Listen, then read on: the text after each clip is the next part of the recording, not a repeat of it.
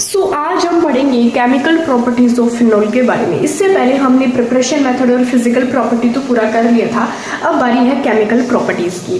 तो chemical properties अगर phenol की मैं बात करूँ तो देखो ये इसमें है ना, हम 5 तरीके की रिएक्शन देखेंगे।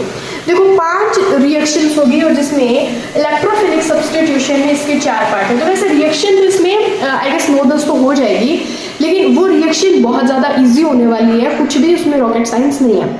अब देखो मैं केमिकल प्रॉपर्टीज फिनॉल में सबसे पहले ये बताना चाहूंगी कि इलेक्ट्रोफिलिक सब्स्टिट्यूशन रिएक्शन शो करता है। इलेक्ट्रोफिलिक सब्स्टिट्यूशन रिएक्शन शो करता है और रेजोनेंस दिखाता है। क्यों? क्योंकि ये OH बॉन्ड है, ये जो OH है इसके पास क्या लॉन पेयर ऑफ इलेक्ट्रॉन है जो ये बेंजीन रिंग को देगा, इस पर डबल बॉन्ड क्रिएट हो जाएगा और ये जो इलेक्ट्रॉन डेंसिटी होती है ना, इलेक्ट्रॉन डेंसिटी को क्या कर देगा, ये बढ़ा देगा। तो तब ये इलेक्ट्रोफिलिक सब्स्टिट्यूशन रिएक्शन शो करते हैं, क्योंकि लॉन पेयर ऑफ इलेक्ट्रॉन इसकी इलेक्ट्रॉन डेंसिटी को बढ़ा देगा और ये काफ़ी स्ट्रॉन्ग OH है, मतलब जो फंक्शनल ग्रुप है ये काफ़ी स्ट्रॉन्गेस्ट होता है। अब जब जो पहले रिएक्शन की बात करेंगे वो होगी ऑक्सीडेशन, दूसरी इलेक्ट्रोफिलिक। इलेक्ट्रोफिलिक के अंदर है nitration, halogenation, sulphonation, Friedel-Crafts reaction जिसके फर्दर 2 पार्ट्स हैं, एल्काइनेशन, एसिनेशन। और थर्ड है हमारी रिएक्शन विद जिंक, फोर्थ है कॉल्बे रिएक्शन एंड फिफ्थ है रिमार्ट रिएक्शन, जिसमें देखो कॉल्बे रिएक्शन और रिमार्ट रिएक्शन ये बहुत ज़्यादा इंपॉर्टेंट है, ये एग्जाम में आने के काफ़ी चांसेस रहते हैं। तो मैं पहले हम रिएक्शन की बात करते हैं, वो है हमारी ऑक्सीडेशन। देखो मैं इसको कैसे करवाऊंगी, मैं क्या करूँगी, फिनोल लूँगी। मैंने फिनोल लिया, ठीक है, इतना मान लो मैंने फिनोल लिया और मैंने इसको सोडियम क्रोमेट के साथ इसका यूज किया है। पोटेशियम डाइक्रोमेट नाम सुना है ना, K2Cr2O7, तो मैं यहाँ पे यूज करूंगी सोडियम डाइक्रोमेट Na2Cr2O7। जब मैं फिनोल का इसमें as a agent sodium dichromate का यूज करूंगी और मैं अगर इसको ऑक्सीजन के साथ रिएक्ट करवा दूं, मान लो मैंने क्या लिया, फिनोल लिया और उसमें मैंने सोडियम डाइक्रोमेट रिएजेंट डाला एज अ कैटलिस्ट, ठीक है, रिएजेंट डाला।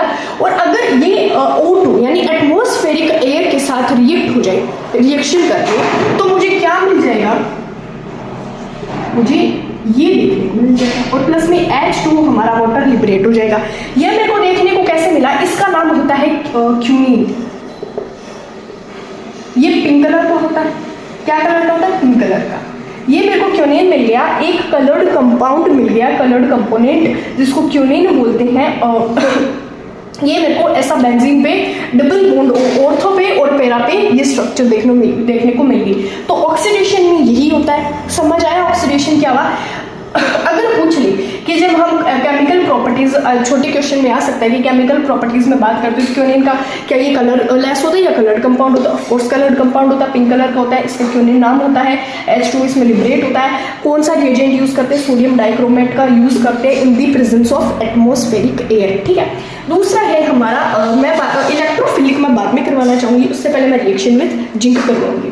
रिएक्शन विद जिंक में क्या होगा, इसमें आप थ्योरी खुद से बना के लिख सकते हो, ये हमने ये रिएजेंट लिया है और जो मैंने बोला। अब हम बात करें दूसरी रिएक्शन विद जिंक की, तो देखो रिएक्शन विद जिंक थर्ड है हमारी, ठीक है, थर्ड। इसमें क्या होगा, OH लिया और मैं इसकी रिएक्शन करवा दूं zinc in the presence of dust, ठीक है, in the presence of dust, ठीक है। मैं अगर फिनोल लेके इसकी जिंक के साथ रिएक्शन करवा दूंगी तो मुझे क्या मिल जाएगा, बेंजीन रिंग पे H रह जाएगा जो अनस्टेबल होगा, ये ZnO जिंक ऑक्साइड निकल जाएगा। जिंक ऑक्साइड क्या हो जाएगा, लिबरेट हो जाएगा। ये रिएक्शन होती है जिंक की, जब हम जिंक लेके और डस्ट के प्रेजेंस में रिएक्शन करवाते हैं। फोर्थ बहुत ज़्यादा इंपॉर्टेंट है हमारी कॉल्बे रिएक्शन। कॉल्बे रिएक्शन क्या होगी, मैंने फिनोल लिया और CO2 कार्बन डाइऑक्साइड गैस की इलेक्ट्रोलाइसिस करवा दी, यानी इसमें मैंने इलेक्ट्रोसिटी प्रोवाइड की। इस रिएक्शन में मैंने क्या किया, इलेक्ट्रोलाइसिस के इलेक्ट्रोसिटी प्रोवाइड की। क्या हुआ, फिनोल में CO2 carbon dioxide gas mix करके इलेक्ट्रोलाइसिस किया, उसको इलेक्ट्रोसिटी प्रोवाइड की। इलेक्ट्रोसिटी प्रोवाइड की तो मेरे को क्या मिला, ये मेरे को मिला OH C double bond OH। ऑर्थोहाइड्रोक्सी, यानी इधर क्या हुआ, ऑर्थोहाइड्रोक्सी कार्बोक्सिलिक एसिड मिल गया, कार्बोक्सिलिक एसिड। तो इसका नाम क्या हो जाएगा, हमने आई था जो ये कौन सी पोजीशन है ऑर्थो, चाहे पैरा पे भी बन जाएगा, ये क्या हो जाएगा हमारा पैरा पे बन जाएगा OH और इधर C डबल बॉन्ड OH, इस तरीके से मिल जाएगा। ऑर्थो पे और पैरा पे क्यों बना COOH, ये इसको हम कार्बोक्सिलिक एसिड बोलते हैं, हाइड्रोक्सी ऑर्थोइक एसिड बोलेंगे इसको। ये ऑर्थो पे और पैरा पे क्यों बना, क्योंकि यहाँ पे इलेक्ट्रॉन डेंसिटी होती है ना, वो सबसे ज़्यादा होती है। इलेक्ट्रॉन डेंसिटी क्या होती है, ऑर्थो पे और पैरा पे सबसे ज़्यादा होती है, लेकिन सबसे मेजर कंपाउंड जो बनेगा वो बनेगा ऑर्थो का। तो ये हमारी इलेक्ट्रोलाइसिस होगी कोल्बे रिएक्शन वाली, कौन सी कोल्बे रिएक्शन। OH CO2 के साथ इलेक्ट्रोलाइसिस किया, कार्बोक्सिलिक एसिड एक ऑर्थो पोजीशन पे बन गया, एक हमारा पैरा पोजीशन पे बन गया। अब मैं फिफ्थ रिएक्शन की बात करूंगी, रिमार्ट-टिमान रिएक्शन की, ये मैं टेस्ट कर दूंगी। फिफ्थ रिएक्शन हमारी कौन सी होगी, रिमार्ट-टिमान रिएक्शन। इसमें क्या होगा, मैंने OH लिया, फिनोल तो रहेगा, इसमें मैं अगर रिएक्शन करवा दूं CHCl3 के बारे में आई होप सब बच्चे जानते होंगे, नहीं जानते तो CHCl3 होता है क्लोरोफॉर्म। क्या होता है, क्लोरोफॉर्म। ये एक गुड रिएजेंट होता है। इससे इसमें क्या होता है कि एक तो ऑयल निकालने की प्रोसेस होती है, और जो कोई कंपाउंड में हमें कलर देना होता है, तो उसको उसमें हम क्लोरोफॉर्म का यूज़ करते हैं। हालांकि अभी लेबोरेटरीज में इसका यूज़ थोड़ा कम होने लगा है, बाकी क्लोरोफॉर्म एक अच्छा रिएजेंट की तरह काम करता है। एक हम इसमें NaOH, ये हमने क्या लिया एज ए रिएजेंट, इसको लिया OH। जब मैं इसके साथ रिएक्शन करवाऊँ तो देखो, पहली बात तो ये कि हमने क्लोरोफॉर्म क्यों लिया, क्योंकि एक गुड कैटलिस्ट है, गुड रिएजेंट। और NaOH क्यों लिया, क्योंकि ये OH इस बेंजीन रिंग पर जाके क्या हो जाएगा, अटैच हो जाएगा। इतना बात हो, उसके बाद क्या होगा OH, और ये जो क्लोरोफॉर्म है ये एल्डिहाइड में कन्वर्ट कर देगा। तो यहाँ पे क्या अटैच हो जाएगा, एल्डिहाइड, एक तो ऑर्थो पे प्लस एक हमारा हो जाएगा पैरा। ठीक है, ये किधर हो गया ऑर्थो पे, और ये हो गया C डबल बॉन्ड। आप इसको इस तरीके से भी लिख सकते हो, ओपन करके इसको अगर आप ओपन करके लिखोगे तो ऐसे ही तो होगा, डबल बॉन्ड हो जाएगा कार्बन के साथ। पढ़ा था ना कार्बोक्सिलिक वाला, तो ये ऑर्थो, ये हो जाएगा ऑर्थो पे, ये हमारे हो जाएगा पैरा पे। सो यही रिमार्ट-टिमान रिएक्शन है।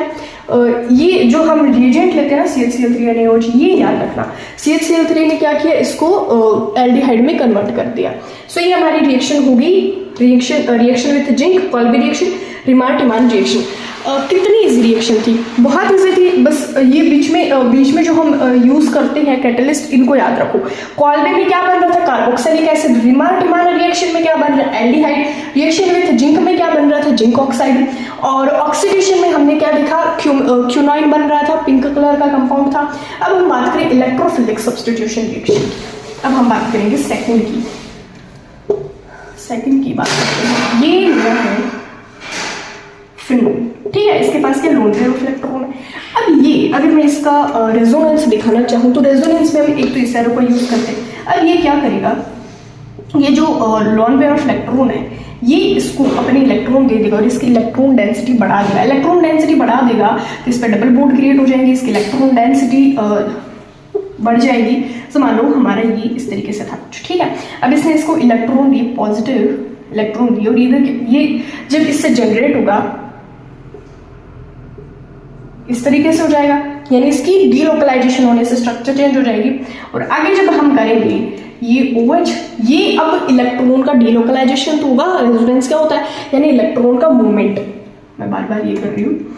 अब इधर क्या हो जाएगा, ये इस तरीके से, यानी इलेक्ट्रॉन की मूवमेंट होती रहेगी। ये इलेक्ट्रोफिलिक है, ठीक है। अब हम इलेक्ट्रोफिलिक में बात करें नाइट्रेशन की। ये नाइट्रेशन काफी इंपॉर्टेंट है, स्टार लगा लो। नाइट्रेशन में क्या होगा, मैंने लिया OH alcohol plus HNO3 nitric acid लिया। अब इसमें दो तरीके की रिएक्शन होगी।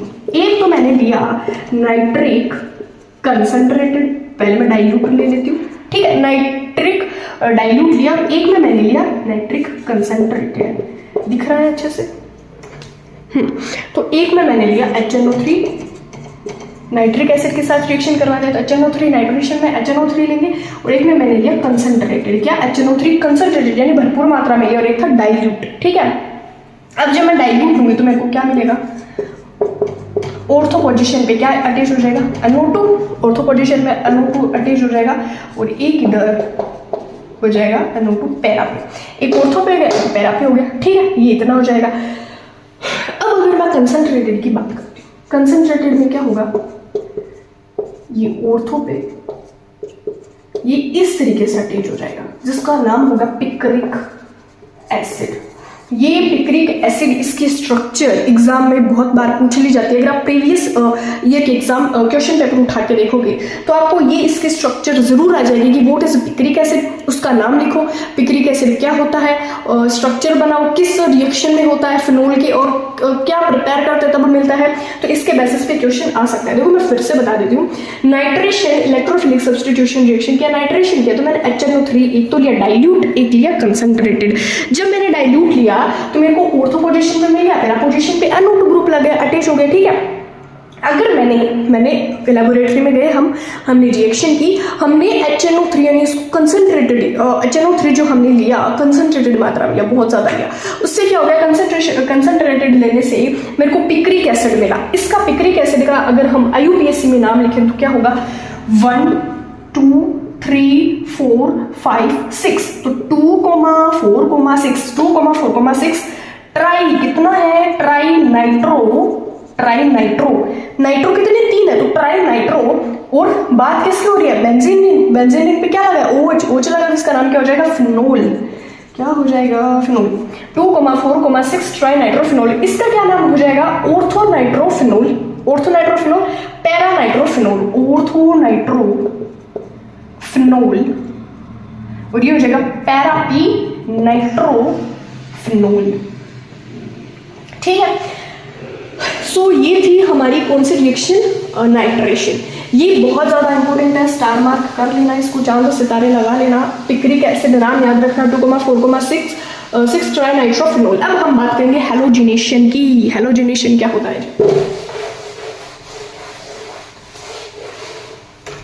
सेकंड है halogenation. Halogen fluorine, chlorine, bromine, iodine, ये तो होगा। अब मैंने वही OH फिनोल लिया और Br2 या CS2, या तो मैंने ब्रोमीन डाला या सीजियम डाला, ठीक है। और इसकी मैं नॉन पोलर ले लूंगी, ठीक है। मैंने रिएजेंट लिया वो नॉन पोलर लिया। नॉन पोलर क्यों लिया, क्योंकि अगर ये पोलर होगा, पॉजिटिव नेगेटिव होगा, तो इसके साथ रिएक्ट कर जाएगा, नेगेटिव पॉजिटिव आपस में रिएक्ट कर जाएंगे। लेकिन नॉन पोलर लेंगे तो वो कंप्लीटली डिसोसिएट नहीं होगा पॉजिटिव नेगेटिव में, तो इसलिए मैंने नॉन पोलर लिया। OH लिए मैंने क्या ले लिए, हैलोजिनेशन की बात करें तो हैलोजन कंपाउंड ले लिए, ब्रोमीन और सीजियम ले लिए। अब मैंने जब ये लिया तो मेरे को क्या देखने को मिला, OH एक Br ऑर्थो पे कनेक्ट हो जाएगा प्लस एक Br पैरा पे, ठीक है। OH Br प्लस HBr हमारा लिबरेट हो गया। इसको हम बोलेंगे हाइड्रोजन ब्रोमाइड। क्या बोलेंगे, हाइड्रोजन ब्रोमाइड। इसको क्या बोलेंगे, ortho bromo phenol, para bromo phenol. और एक इसको कैपिटल वर्ड नहीं लिखा जाता है, सो मैंने इधर कैपिटल ऐसे लिखना, फिनोल, हाँ ठीक है, कैपिटल वर्ड नहीं लिखा जाता है। तो हैलोजिनेशन हो गया।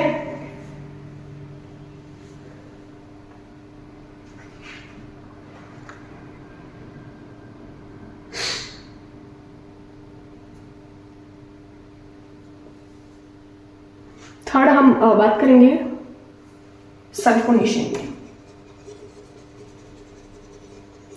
सल्फोनेशन की बात करूंगी तो वही OH प्लस H2SO4 के साथ अगर मैं रिएक्शन करवाती हूँ तो H2SO4 को अगर हम डिसोसिएट करेंगे तो डिसोसिएट कैसे होगा, OH नेगेटिव और SO3H। तो देख लो H2SO4, ठीक है। अगर मैं H2SO4 सल्फ्यूरिक एसिड, इसका नाम क्या होता है, सल्फ्यूरिक एसिड, अगर मैं इसको डिसोसिएट करूं तो OH नेगेटिव और SO3H। अगर हम इसके रिएक्शन करवाएं तो ये मेरे को कैसे मिलेगा, OH SO3H एक तो लग जाएगा ऑर्थो पे और एक लग जाएगा हमारा पैरा पे, SO3H। ये इस तरीके से रिएक्शन हो जाएगी। एक बार देख लो आप, SO3H और वाटर एट लास्ट लिबरेट करवा देना। क्या हुआ, सल्फोनेशन रिएक्शन की, H2SO4 सल्फ्यूरिक एसिड लिया, इसको जब मैंने डिसोसिएट किया, OH माइनस SO3H पॉजिटिव, तो OH नेगेटिव, SO3H है। सल्फोनेशन क्या होता है, SO3H, तो एक तो ऑर्थो पे लगा दो, एक पैरा पे लगा दो जी। ये हमारी होगी सल्फोनेशन। अब जो रिएक्शन आएगी उसका नाम है Friedel Crafts reaction. Very very very very important. Friedel Crafts भी बहुत बहुत ज्यादा इंपॉर्टेंट है।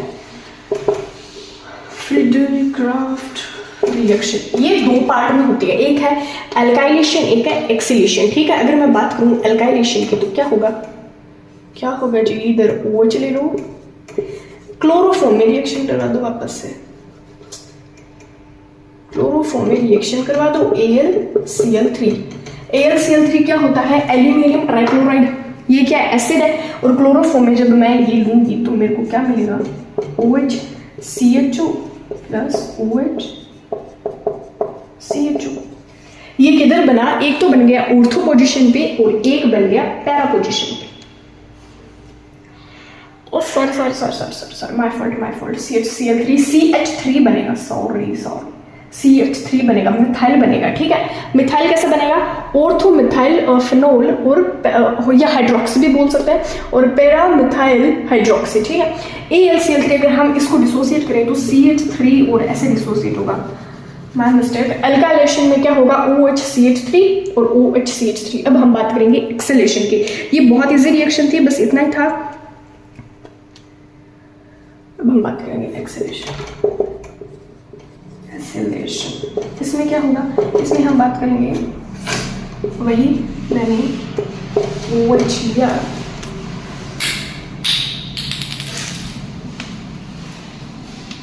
CH3C डबल बॉन्ड OCl, अगर मैं इसके साथ रिएक्शन करवा दूं, अब आप इसको ब्रेक कैसे करोगे, नेगेटिव ये पॉजिटिव, इस तरीके से ब्रेक कर लो, और अब आप ये ऑर्थो पोजीशन पे और पैरा पोजीशन पे इसको बारी बारी अटैच कर दो। कैसे करेंगे इसको अटैच, OH यहाँ से अगर हम ऐसे इसको अटैच कराते हैं, चाहे तो CH3 ऑर्थो पे लग गया, एक बार हम CH3 लगा देते हैं पैरा पे, OH C double bond CH3, और एट द लास्ट हमारा HCl बच जाएगा। ये एक्सेलेशन थी। एक बार हम वापस से पूरा रिवाइज कर लेते हैं। ऑक्सीडेशन में पिंक कलर कंपाउंड बना था ना, याद है, क्या रिएजेंट लिया था, सोडियम डाइक्रोमेट लिया था। ऑक्सीडेशन हो गया इलेक्ट्रोफिलिक, एक बार इसको छोड़ते हैं, रिएक्शन विद जिंक। जब मैंने रिएक्शन विद जिंक करवाई तो क्या किया, फिनोल तो हम लेंगे, फिनोल कॉमन है। जब मैंने फिनोल को रिएक्ट किया जिंक डस्ट के साथ, तब क्या मिला मेरे को, H जो बेंजीन रिंग इस पे H रहा, और जेडेनो जिंक ऑक्साइड मेरे को मिला। कॉल्बे रिएक्शन की जब मैंने कॉल्बे रिएक्शन करवाई तो हमने क्या लिया, फिनोल के साथ CO2, और इसको इलेक्ट्रोलाइसिस यानी इसमें इलेक्ट्रिसिटी प्रोवाइड की, तो हमें क्या मिला था, कार्बोक्सिलिक एसिड मिला था। जब हमने रिमर-टिमान रिएक्शन करवाई तो हमें क्या मिला, एल्डिहाइड मिला। कब, जब मैंने फिनोल को यानी बेंजीन रिंग पे OH अटैच है, तो फिनोल की मैंने किसके साथ रिएक्शन करवाई थी, CHCl3 क्लोरोफॉर्म और सोडियम हाइड्रोक्साइड। क्लोरोफॉर्म हमने क्यों लिया, क्योंकि एक ये गुड रिएजेंट होता है और इसने एल्डिहाइड में कन्वर्ट किया।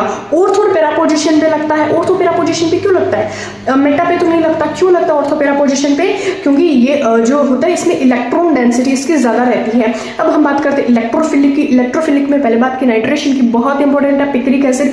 एक हमने नाइट्रिक एसिड लिया कंसंट्रेटेड, और एक लिया डाइल्यूट लिया, तो मेरे को कुछ इस तरीके से दिखने को मिला था कि NO2 पैरा पे लग गया, NO2 ऑर्थो पे लग गया, पैरा पे लग गया।